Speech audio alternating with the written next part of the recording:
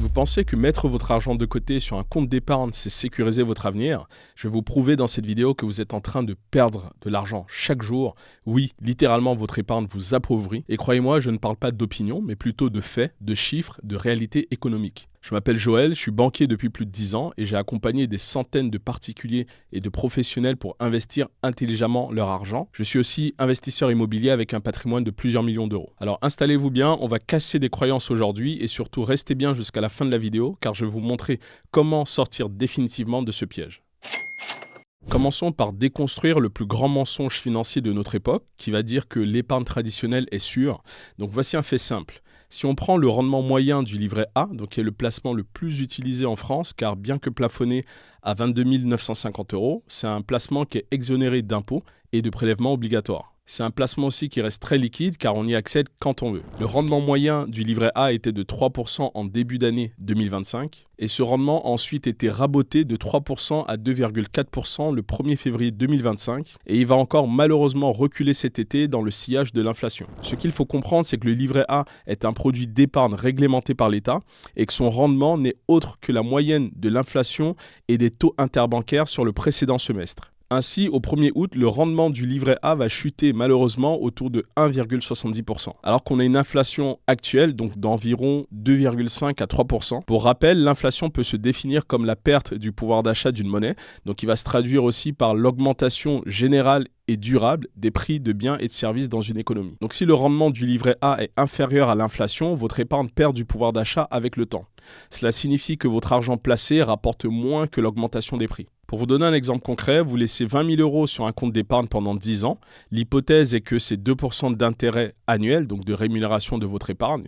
Et vous aurez donc un montant final au bout de 10 ans de 24 400 €. Sauf qu'avec une inflation moyenne de 3%, votre pouvoir d'achat équivaudra à environ 18 000 € d'aujourd'hui. Donc vous pensez gagner de l'argent, soit 4 400 €. En réalité, vous perdez 2 000 € en équivalence réelle. En fait, il faut comprendre que l'épargne bancaire n'a aucun levier de croissance, car pas de capitalisation, pas d'effet multiplicateur, pas d'actifs tangibles derrière.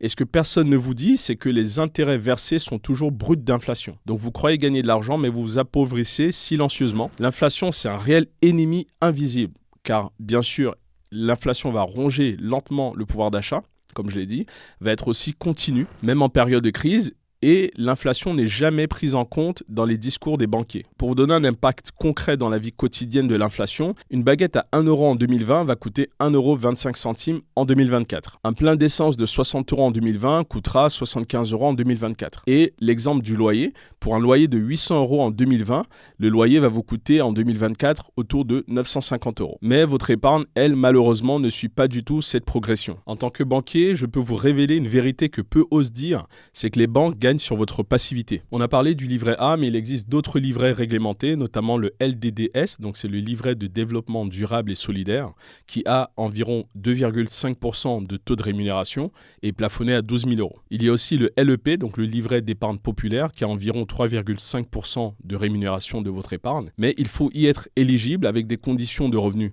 restrictives et en plus, il est plafonné à 10 000 €. Concernant le produit d'épargne et d'assurance très plébiscité par les Français, donc c'est bien sûr l'assurance vie, le rendement moyen en 2024 était de 2,8 à 3,2%, sauf qu'après prélèvements sociaux et fiscalité, on a un rendement d'environ 2,2% net, ce qui malheureusement avec l'inflation correspond à un rendement réel négatif. Pour vous donner un exemple chiffré, vous avez Pierre qui a 100 000 € sur une assurance vie, donc sur le fonds en euros essentiellement. Vous avez donc 3% brut de rémunération de ce fonds en moyenne, ce qui va lui donner donc un rendement brut de 3 000 €. Après prélèvements sociaux d'environ 17,2%, donc soit 516 €, le rendement net de son épargne sera de 2 484 €, soit 2,48% d'intérêt. Sauf qu'avec l'inflation à 2,5%, le rendement réel de son épargne reste négatif. Maintenant, on va voir l'impact réel sur différentes sommes. Donc pour ça, prenons plusieurs profils types afin de bien comprendre l'ampleur du problème. Le premier profil, c'est un jeune diplômé de 25 ans. Le deuxième profil, ça va être un cadre expérimenté de 45 ans. Et le troisième profil, c'est un couple, donc pré-retraité de 55 ans. Concernant le premier profil, qui est le jeune diplômé, il a une épargne de 20 000 € avec un objectif d'acheter de l'immobilier d'ici 10 ans. Il a un livret A qu'il rémunère à 3%, pendant 10 ans. Donc ces 20 000 euros deviendront 26 878 euros. Sauf que son pouvoir d'achat réel dans 10 ans sera de 21 411 euros. Donc son gain réel dans 10 ans sera seulement de 1 411 euros. Concernant le deuxième profil, le cadre expérimenté, il a 150 000 euros en épargne. Il a comme objectif donc de préparer sa retraite. Il place son argent dans de l'assurance vie 100% fonds en euros, donc autour de 2,8% d'intérêt net pendant 10 ans. Ce qui va lui donner donc une épargne rémunérée autour de 197 707 euros. Sauf qu'avec l'inflation autour de 2,3%, son pouvoir d'achat réel dans 10 ans ne sera que de 157 495 euros. Donc le gain réel sera seulement de 7 495 euros en 10 ans. Enfin, le troisième profil, le couple pré-retraité de 55 ans, ils ont donc une épargne de 300 000 euros. Ils ont différents livrets et de l'assurance vie, on va dire mixte, avec un rendement moyen global de 2,5% net. Dans 10 ans, ils n'auront non pas 300 000, mais 384 025 euros. Leur pouvoir d'achat réel avec l'inflation sera seulement de 305 917 euros. Donc le gain réel est malheureusement dérisoire et n'est que de 5 917 euros en 10 ans. Vous voyez qu'à chaque fois, le gain réel est très inférieur à ce qu'on imagine. D'ailleurs, dites-moi en commentaire si vous avez vérifié les calculs et si vous avez la même lecture que moi ou si vous pensez différemment. Pour comprendre l'effet de l'inflation sur différentes classes d'actifs, il faut savoir qu'il y a des actifs qui vont souffrir de l'inflation. Donc plus il y a d'inflation, plus votre actif perd de sa valeur. Et ici, ces actifs, ça va être notamment les liquidités et les comptes courants, aussi les obligations d'État à taux fixe, avec une performance malheureusement dégradée. Et on a dit l'assurance vie en fonds euros, qui a un rendement réel quasi nul. Par ailleurs, vous avez des actifs qui peuvent bénéficier de l'inflation. Donc plus il y a d'inflation, plus votre actif peut s'apprécier dans le temps. Ça va être souvent donc de détenir des actions d'entreprises solides qui ont une capacité à répercuter l'inflation, ou encore d'avoir ou investir dans les matières premières, donc l'or, l'argent, le pétrole, aussi les crypto-monnaies, donc avec leur volatilité importante, et enfin l'immobilier, car les valeurs et les loyers sont indexés à l'inflation. Vous commencez à comprendre pourquoi je dis que votre épargne vous fait perdre de l'argent, mais ne vous inquiétez pas, j'ai passé 10 ans à étudier ces mécanismes et à construire des stratégies gagnantes. Si vous voulez apprendre exactement comment j'ai transformé une épargne classique en un portefeuille immobilier de plusieurs millions d'euros, j'ai créé une formation complète où je vous révèle mes méthodes étape par étape. Vous trouverez le lien dans la description de la vidéo. Alors continuons car je vais maintenant vous révéler les alternatives concrètes à cette épargne qui vous appauvrit. On commence par la première alternative qui est l'investissement immobilier, donc ma spécialité. Avec mon expérience de banquier et d'investisseur, l'immobilier reste selon moi le meilleur placement pour l'épargnant français moyen. Pour vous démontrer cela et vous dire pourquoi l'immobilier va battre largement l'épargne traditionnelle, il faut savoir qu'en immobilier locatif, vous avez un rendement brut de 4 à 7%, donc selon la ville, le type de bien, etc. Sachant que je peux vous accompagner pour optimiser votre bien et choisir le bon mode d'exploitation afin d'atteindre un rendement largement supérieur à 10% et bien sûr un cash flow positif. Donc en plus du rendement intéressant en immobilier locatif, vous avez aussi l'appréciation de votre capital à long terme et donc une plus-value à aller chercher qui serait de plus de 3% par an en moyenne. Vous avez aussi des avantages fiscaux, donc selon le mode d'exploitation, où vous pourrez faire donc de la déduction des intérêts, des amortissements, du déficit foncier, etc. Sans oublier un effet de levier grâce au crédit bancaire, car vous achetez un bien immobilier, par exemple à 200 000 euros, et vous ne mettez que 10 à 20%, donc le retour sur votre investissement est largement supérieur à d'autres investissements ou d'autres placements financiers. Pour vous donner un cas pratique détaillé, vous achetez un T3 dans une grande ville autour de 220 000 euros, plus 30 000 euros de travaux, donc ce qui fait une enveloppe d'investissement globale de 250 000 euros. Vous apportez 50 000 euros dans ce projet, donc votre apport au niveau de la banque et aussi les travaux que vous financez vous-même. Le crédit que vous obtenez à la banque est de 200 000 euros sur 20 ans à un taux de 3,5%. Vous avez donc une mensualité de crédit autour de 1 158 euros et vous percevez un loyer en face de 1 300 euros. Votre cash flow positif dans le cadre de cette opération serait de plus de 142 euros par mois avec un rendement sur votre apport de 142 euros x 12 mois, donc divisé par les 50 000 euros que vous avez investis.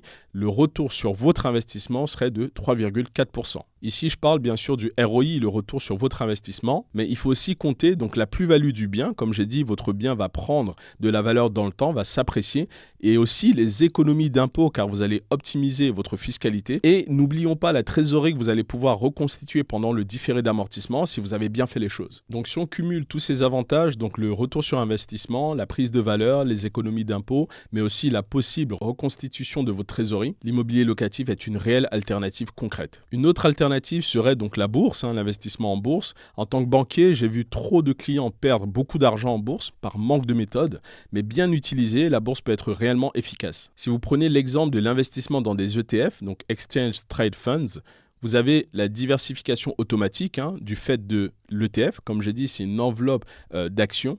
Vous avez donc des frais réduits en général par an. Vous êtes entre 0,1 à 0,5% de frais. Vous avez aussi une performance long terme, entre 6 et 8% par an, donc historiquement. Pour vous donner un exemple d'allocation équilibrée, mais attention, ce n'est pas un conseil financier, vous pourrez donc mettre 70% dans des ETF World, donc notamment le MSCI World. Vous avez aussi 20% à mettre potentiellement dans des ETF Europe ou encore 10% dans des ETF pays émergents, de telle sorte que vous diversifiez un maximum votre risque. Et faites attention aussi aux erreurs classiques, notamment le timing du marché. Donc vous avez l'impossibilité de prévoir le marché. Faites attention aussi de faire du stop picking sans expertise ou alors d'être complètement paniqué lors des corrections. Et enfin aussi, vous avez les frais de courtage qui peuvent être excessifs. La troisième alternative pour battre l'inflation, ça va être l'assurance vie, mais attention, pas l'assurance vie 100% fonds en euros, comme j'ai cité dans les exemples précédents. Là, je parle vraiment de prendre des contrats modernes, donc avec des unités de compte. Pour vous donner un exemple de portefeuille en assurance vie, vous pouvez très bien mettre 20% dans le fonds euro pour la sécurité, mais aussi 80% dans des unités de compte diversifiées avec un horizon donc minimum d'investissement de 8 ans, c'est ma recommandation, avec des versements programmés pour lycée et aussi bien sûr pour bénéficier d'avantages fiscaux après les 8 ans, notamment l'abattement de 4 600 € par an pour une personne, soit donc 9 200 € pour un couple. L'assurance vie aussi vous permettra donc de faciliter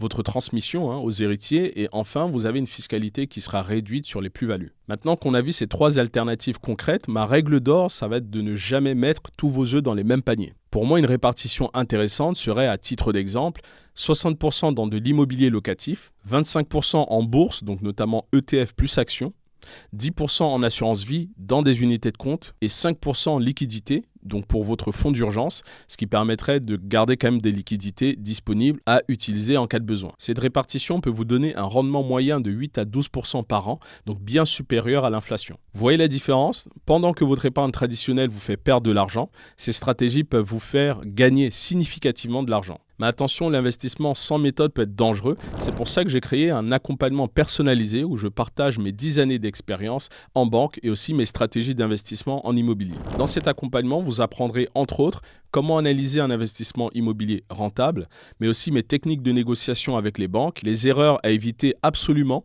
ma méthode aussi pour créer un cash flow positif dès le premier investissement et pour ceux qui veulent donc comment investir à l'étranger ou encore comment simplement investir dans l'immobilier sans lever de la dette. On explore vraiment un maximum de sujets liés à l'investissement immobilier. Donc n'hésitez pas à consulter le lien en dessous de la description. Et si vous hésitez encore, donc restez jusqu'à la fin de cette vidéo, j'ai une dernière révélation à vous faire. Maintenant, faisons un plan d'action concret. Si vous souhaitez investir et battre l'inflation, la première étape pour moi sera de faire le bilan de votre situation. Avant de vous lancer, analysez votre situation actuelle. Posez-vous les bonnes questions, notamment combien avez-vous sur vos livrets et assurances vie ? Quel est votre horizon d'investissement ? Quel niveau de risque acceptez-vous ? Avez-vous des projets spécifiques, notamment un achat immobilier ou alors vous préparez votre retraite par exemple ? Pour vous donner un exemple de bilan type, on va prendre Julien qui a 32 ans, qui est célibataire, qui est cadre et qui a un salaire de 4 500 € net par mois. Il a une épargne actuelle de 80 000 €, donc grâce à son livret A et aussi différentes assurances vie en euros. Et il a une capacité d'épargne de 1 200 € par mois. Son objectif, c'est simplement de construire un patrimoine important dans le temps. Alors le plan personnalisé pour Julien, sans que ça soit un conseil financier, pourrait être donc de garder déjà 15 000 € en épargne de précaution. Donc c'est finalement les liquidités qui lui seront disponibles si, bien sûr, il a besoin de les utiliser urgemment et rapidement. Ensuite, il pourrait investir 40 000 € dans un projet immobilier.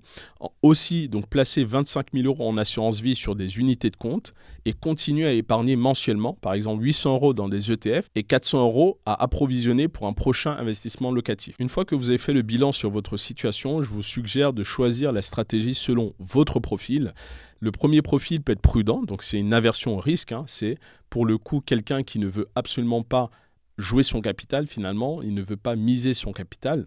Il peut donc mettre 50% en assurance vie sur des unités de compte prudentes. Il peut aussi mettre 30% dans des ETF obligataires et des actions défensives. Et enfin, les 20% restants, il peut les mettre dans des livrets réglementés, donc c'est de l'épargne de précaution encore une fois. Dans ce cas de figure, il pourra se donner un objectif de rendement autour de 4 à 5% annuel. Pour un profil équilibré, on pourrait penser à plutôt un investissement autour de 40% dans de l'immobilier locatif, 30% en assurance vie en unité de compte, donc diversifiée, et 20% en ETF d'actions internationales. et il lui restera 10% en épargne de précaution. L'objectif ici à atteindre serait autour de 6 à 8% de rendement annuel. Enfin, le profil dynamique, ça va être quelqu'un qui accepte la volatilité. Donc lui, il peut investir 50% de son épargne dans de l'immobilier locatif, donc avec l'effet de levier bancaire. Il peut investir 35% dans des actions et ETF et 10% dans de l'investissement alternatif. On peut penser à des SCPI, on peut penser à du crowdfunding. D'ailleurs, pour ceux que ça intéresse, j'en ai parlé dans une précédente vidéo sur la chaîne, n'hésitez pas à la regarder. Et enfin, la personne qui a un profil dynamique pourra garder 5% dans de l'épargne de précaution. Ici, le rendement attendu donc, peut être autour de 8 à 12% à l'année. Une fois qu'on a analysé la situation, on a défini son profil investisseur, maintenant il faut passer à l'action. Passer à l'action progressivement, parce que l'erreur classique, c'est de vouloir tout changer d'un coup, alors qu'en réalité, la bonne méthode, c'est d'y aller progressivement. Les premiers mois, par exemple, peuvent servir à un audit complet de vos finances, définir ses objectifs, donc ouvrir progressivement les comptes nécessaires, PEA, CIF, donc un compte d'instruments financiers, les assurances vie, etc. Ensuite, vous faites vos premiers investissements, c'est-à-dire que vous déposerez votre épargne dans des assurances vie en unité de compte, vous faites un transfert s'il y a besoin, vous mettez en place aussi les versements programmés pour les ETF, par exemple, et vous faites donc la recherche de votre premier investissement immobilier. Dans les mois qui suivent, vous pouvez concrétiser votre premier achat immobilier. Pensez aussi à votre optimisation fiscale et ajuster la stratégie donc selon les résultats. Et dans les années suivantes, pensez développement, pensez réinvestissement des plus-values, pensez diversification géographique et pensez constitution d'un patrimoine solide. C'est clairement le plan d'action concret pour moi, sans oublier qu'il y a des erreurs à éviter, car en 10 ans d'activité bancaire, j'ai vu les mêmes erreurs se répéter. Notamment, la première erreur, ça va être l'inaction, donc attendre toujours le bon moment, qui n'arrivera jamais, et de reporter vos décisions d'investissement et malheureusement subir l'inflation passivement. La deuxième erreur, ça va être le manque de diversification, quand vous misez à chaque fois sur un seul et même placement, ou alors quand vous négligez l'immobilier par peur, parce que vous avez des appréhensions, ou que vous vous concentrez essentiellement sur un seul et même placement, notamment sur la bourse. C'est vraiment là un retour d'expérience. Je vous dis, avec le nombre de personnes que j'ai accompagnées, c'est très souvent, malheureusement, ce qu'ils font. Sans oublier la troisième erreur qui va être l'absence de stratégie. Donc, investir sans objectif clair, changer constamment d'approche ou alors ne pas tenir compte de sa situation personnelle. Et enfin, négliger aussi la fiscalité. On oublie malheureusement la fiscalité. On est en France, on est dans un pays qui taxe beaucoup, malheureusement, les personnes qui cherchent à développer une activité. Donc pour moi, ça serait une très grosse erreur que d'ignorer les enveloppes fiscales qu'il y a, qui peuvent être avantageuses selon votre situation. Donc optimiser vos déclarations fiscales, c'est très important et ça vous évite de payer trop d'impôts par méconnaissance. Alors reprenons les points essentiels de cette vidéo.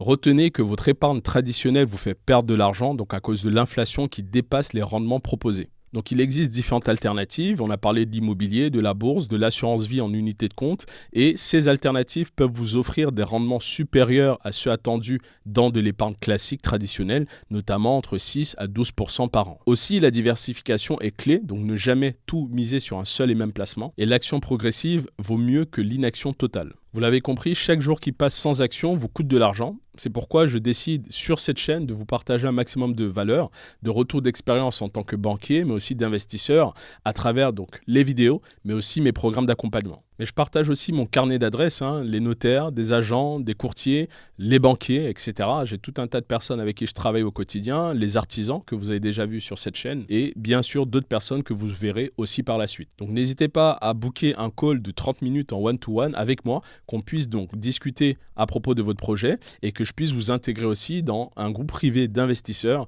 qui sont au quotidien comme vous en train de multiplier les opérations en immobilier. Nous arrivons à la fin de cette vidéo. Avant de terminer, je vais vous laisser sur cette réflexion. Donc dans 10 ans, vous aurez soit 10 ans de plus avec le même niveau de vie, soit 10 ans de plus avec un patrimoine qui travaille pour vous. Ce qu'il faut se demander, c'est qu'est-ce que vous choisirez et le plus important, ça va être les décisions que vous allez prendre dès maintenant. L'épargne traditionnelle est un faux confort, vous devez absolument prendre conscience de l'impact réel de l'inflation, car l'argent qui dort, pour moi, c'est de l'argent qui meurt, littéralement, et se former et passer à l'action, c'est le seul moyen de reprendre contrôle de sa vie. Vous n'avez qu'à voir ceux qui s'enrichissent, ils ne laissent jamais l'argent dormir, ils comprennent aussi que le temps est un véritable allié, et ces personnes ne vont pas hésiter à se former, à poser les bonnes questions, à s'entourer et à passer à l'action systématiquement. N'oubliez pas de liker cette vidéo si elle vous a ouvert les yeux, abonnez-vous à la chaîne pour ne plus manquer aucune de nos stratégies d'investissement et surtout dites-moi en commentaire si vous avez déjà fait ce type d'erreur en épargnant de façon traditionnelle. Sachez que je lis tous vos commentaires et j'y réponds personnellement. Merci d'avoir regardé la vidéo jusqu'au bout, je vous souhaite à tous un bon investissement. Ciao, bye bye.